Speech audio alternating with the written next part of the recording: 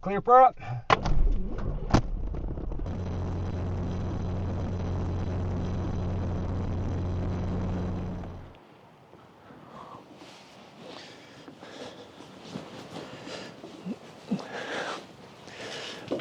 How in the world did that happen?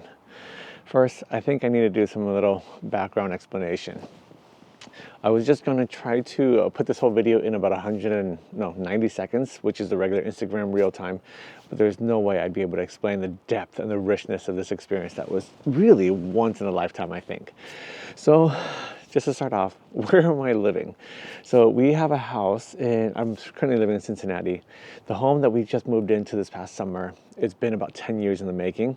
And it's hard for a community, people don't realize how hard it is for a community of priests to live in a neighborhood or an HOA community with a homeowners association. So for us to live in a community that's not really a residential home, because we're not technically a family, so we're living way out in the farm area. For us to travel anywhere downtown, from where we're living right now, minimum half an hour. So half an hour to an hour is usually our travel time to any single appointment.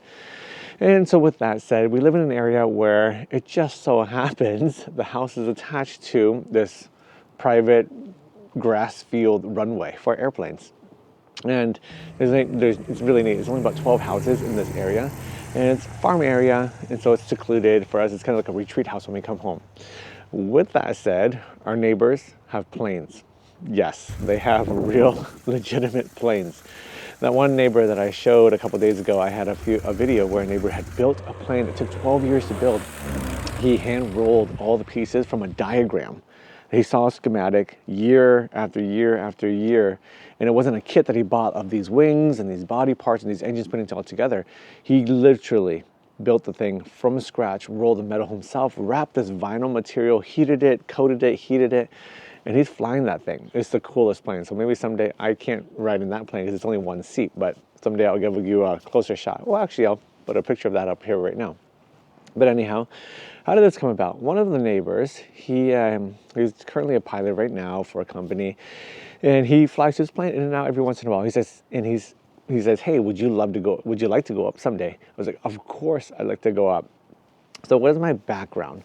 Some of you know, some of you don't know. I was a mechanic before. I worked for Mercedes-Benz. And so I just like tinkering. I like my hands. I like to wonder, and I'm curious about how things work. A couple years ago when I was in DC, I was bored and we didn't have a lot of money. And so I got this foam board from the dollar store for $1. And I went online where you could print this schematic onto this board, and you print it all out, you put it on there, you cut it out, and you piece these pieces together. It's old videos, you've seen this before if you follow me. You piece it together, and what is just a board turns into a plane, a glider plane, and you just throw it. The first time I threw that plane where it would stay level and it was just perfectly like level and it would just rise a little bit actually, I discovered lift. I never understood that before. You hear it in school, you learn all about that, but to actually see it in action is a whole other thing. So I was fascinated by that lift. And at the same time, I've had a drone. I fly drones. You've seen some footages of that. And I have bits and pieces of other drones. So I started piecing this plane together with drone parts. And I was able to eventually fly it. I didn't have too many flights out of it before I crashed it and I just never put it back together. But I was able to fly this plane. And so I understand the dynamics of lift and using ailerons to roll and rudders to shift your yaw back and forth, the tail, and then elevators to go up and down. So I understand how planes work. And when I do have time to play video games, I do enjoy this game. It's a flight simulator where you're sitting in an airplane and you're just flying around and you're just seeing this beautiful scenery in the game itself. So I understand the mechanics of flying. I fly RC planes and I understand drift and how air works with flying drones. So with that as a background, when my neighbor invited me to come fly, I was like, of course. There's something about flying for me that is just out of this world, literally out of this world, this physical world here. And so I took the opportunity. It took a couple of days to set up an appointment, but it finally worked out. And and on that morning, I asked him if our missionaries could come with him. He's like, yeah, sure, of course they can. But if you come alone, you can fly it. It's like, I can fly it? I just didn't realize that he would allow me to fly his plane. Turns out he's a flight instructor. But so turns out luckily the missionaries were busy doing other things anyway, so I came alone. I was thinking that he was gonna get the plane up in the air, get everything set, trim it out. It's almost like a cruise control in the air. And then he'd let me hold on to the yoke and I get to like maybe roll it over a little bit back and forth for a few minutes. And that would be just out of this world. But what ended up happening was he explained to me the basics, because it's a private plane in cases of emergency, how doors work and all the instrument paneling and everything. And I was like, yeah, I understand how lift works, but from my experience from the little cardboard plane there. And he's like, oh, neat, so you understand. And I understood his language, and the questions that I was asking, he was like, oh yeah, those are good questions for what a newbie pilot would be asking. So his confidence in me was growing little by little. And we sat down, he gave me the headphones. It's really neat. It's like noise canceling. I can listen to him as if he's like right next to me with none of the noise. He was showing me all the instrument panels, all the altimeter and the direction, all of those. And I've seen this before because I've played the game. I understand. I know what I'm looking for when I'm like flying in the game. So we got all set up. He got onto the runway. We checked the engine, the heating coils, and the magnetos, the backup magnetos, and the prop angles and everything. It's like neat. So we got on the runway, which is literally right in front of our house, on the other side of this building here, this house. He set the throttle. He set the flaps, got off the brakes, and he's like, all right, pull back. Pull back. And as I was pulling back, he's like, okay, be careful with your rate of climb. I don't want to go too high because I'll stall out. I was able to pull that plane back and take off and leave the ground. That was mind-boggling, that experience right there. So I was pulling back, and there was a side wind a little bit, so I was just correcting a little bit with the ailerons. And I could feel on my feet are where you correct your rudder, and I could feel what he's doing there, so he got to come in a little bit and adjust it for the side wind, just a slight breeze coming in that day. So we got up, and as we were climbing all the way up to about 2,200 feet, I got up there, and he just walked me through it, and it was so neat.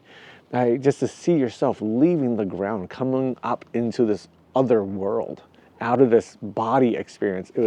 I fly drones, I see from top down, but this is something else when you see it with your own eyes.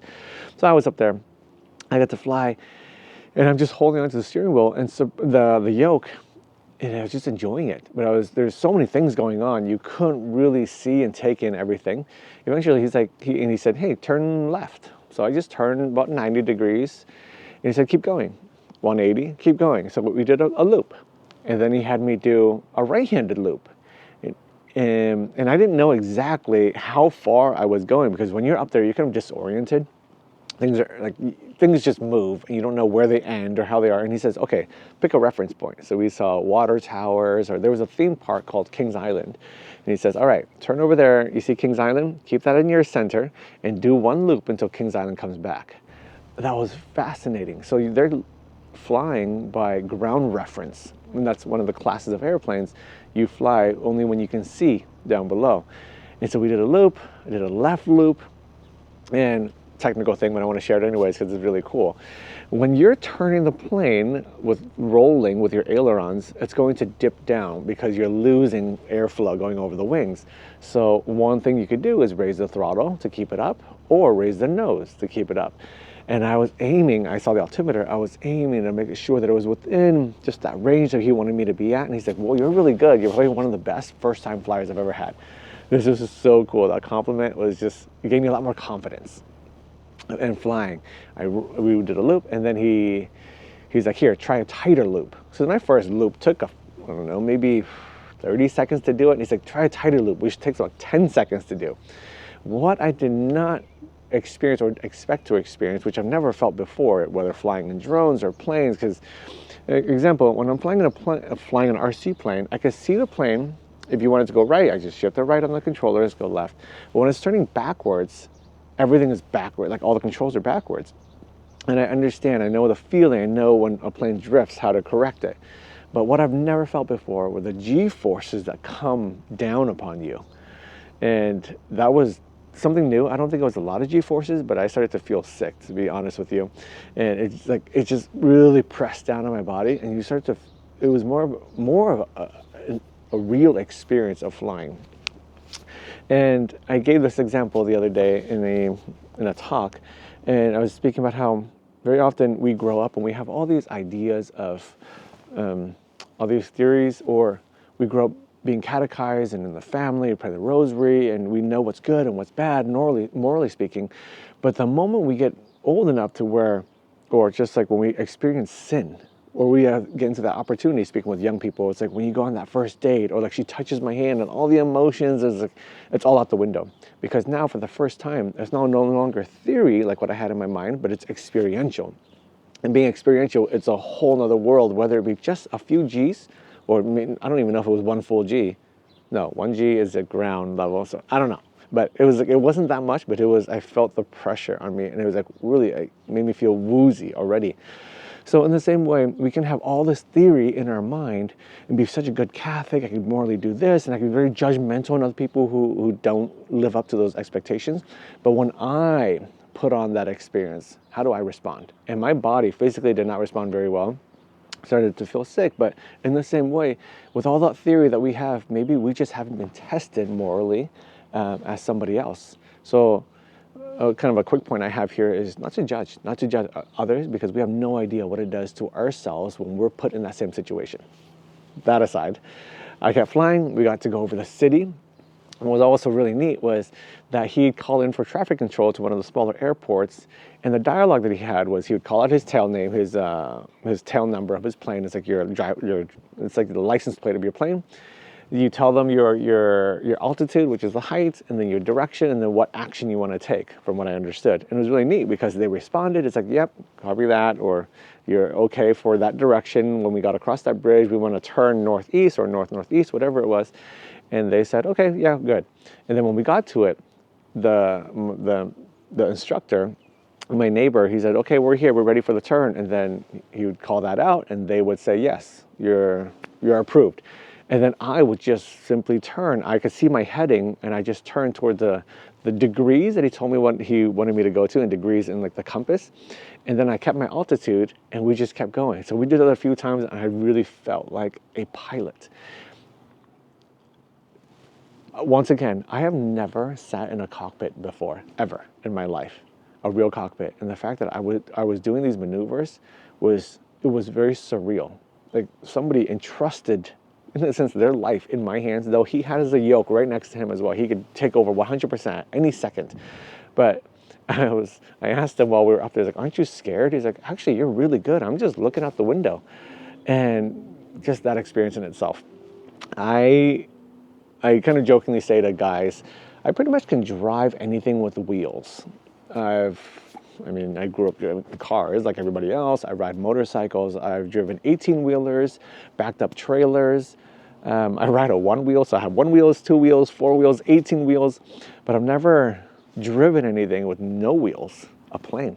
And this is another one on my list of things where I never thought I'd get to do or experience. And God just keeps on doing that over and over and over. So I got to fly. As we were coming back home, he was directing me back to water towers that I know in this area. He's like, okay, you see that water tower? That's Fay Road, da-da-da. All right, you see over to the left of it? That's the runway. And I was like, whoa, I get to see our house from up in the sky. And he's like, all right, start your heading over there. So I started making it over there. But let's just say the runway's here. We were like at this angle coming in, so I can't just go at it. I have to like turn and shift over. In my mind, I know how to do that on the controller, but in a real plane, it's like, okay, applying my mental, practical, like theoretical experience down to within my hands was a whole nother story. But I knew what to do, so little by little, I started to come in and straighten it out. And I was like, okay, so, and he says, there's a saying when you ask the other pilot to take over, there's a saying, I don't remember what it was now, but I was like, okay, I'm ready for you to take it over. So we're to come in for a landing. And he was like, okay, so take it down. I was like, take it down? Take it down? So I was like, he was entrusting me to bring the plane down after I had already set it straight to come down on the runway, which is right here. It's like on the other side of our house here. I started bringing it down. He had me correct my altitude a few times, but it was just, I don't even know how to explain to you the amount of trust that he had. I feel like I could have sneezed and tapped on the rudder or on the yoke, and we could have just hit a house. But he had this trust, this confidence in me. that I didn't even have in myself. And to me, that was a reflection in hindsight. It's like God does that too. Sometimes I don't even trust myself, but God does. And He was allowing me to come down. And it was kind of scary. It was like the houses were coming really fast by now. But I started to bring it down. And as soon as, right before coming down, He took over about 50, 60, 70% of the controls, and I could feel it. And then about 80, but He allowed me to hold on to the yoke itself and my feet on the rudder. I felt everything that He was doing. He was like guiding me down, and I got to like kind of put some pressure on it. It was fascinating, absolutely fascinating. And for me, it's so out of this world, it was not even on my bucket list. That's how out of this world this was, to where not only was it not on my bucket list, made it onto my bucket list to be able to fly in a small plane. And then in that moment, God just shoots the expectations out the window and He says, go ahead, don't just fly, but I'll let you fly itself, have control of it. So that's a lot. That's 15 minutes of speaking about this one experience that I had. And all to bring it back and to share that God, when I allow Him to take the wheels, when I allow Him to take the yoke in this case, our life has no limits.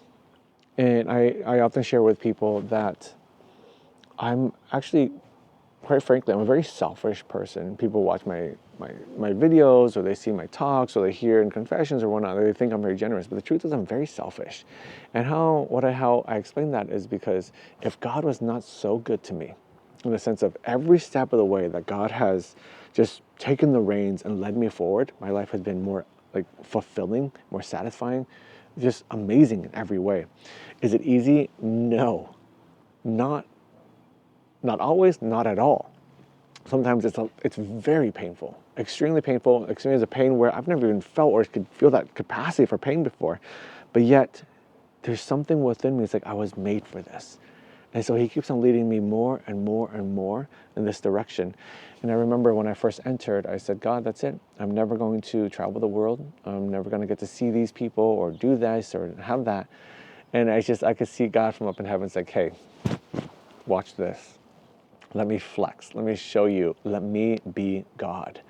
And He's done so much more in my life than I could have ever imagined. Like I said, I couldn't even dream of having this on a bucket list to even have it on the list at all. But with all of that said, this one experience, which blows my mind, and then there are other ones that are very similar, which I really have to go back. Like, moments like this, I promise you, in a few months, I'm going to, in a sense, forget, because something will outdo this. And on top of all of this, all of these awesome, amazing human experiences are not the best thing about my priesthood. The best thing about my priesthood, I can't tell anybody about. They're the things that I experience in just hearing people's like relationship with God in confession, being a mediator and sitting there and just hearing and accompanying people in spiritual direction. It blows this experience out of the water. That's how amazing God's graces are. So, just to close this up, I just wanted to share that with you, because I know that when I posted these videos, people are wondering, it's like, how are you flying, or how are you doing this? One, he is a trained instructor. Two, he saw that I have experience. And once I started taking the yoke, he's like, well, you're pretty good. So he just let me fly. So for about really 38 minutes of that 40-minute flight, I had almost full control. I gave it to him for a few minutes because I wanted to take those pictures. That's why we have the footage. But I want to share that with you. And never put limits on what God can do. If I can assure you, well, based on my experience, there are only a few things that we can guarantee in life. Well, we know that taxes and death we cannot avoid. But one more thing I want to add to that one that far supersedes that one is that God will never, ever be outdone in generosity. And this is one of those experiences. So I hope that you too can let Him take the reins. Let Him not just sit in the passenger seat, but let Him take the reins of your life. Let Him lead. Trust Him. If He asks, don't be afraid of saying yes. If He asks, He has a plan for you. If He asks, that means He's already giving you the grace to be able to hear His voice. Respond. God is good. He is your Father. He loves us very much. He knows us more than we know ourselves, and He wants to give us more than we can ever imagine. That's it. God bless you. Have a wonderful day. Bye.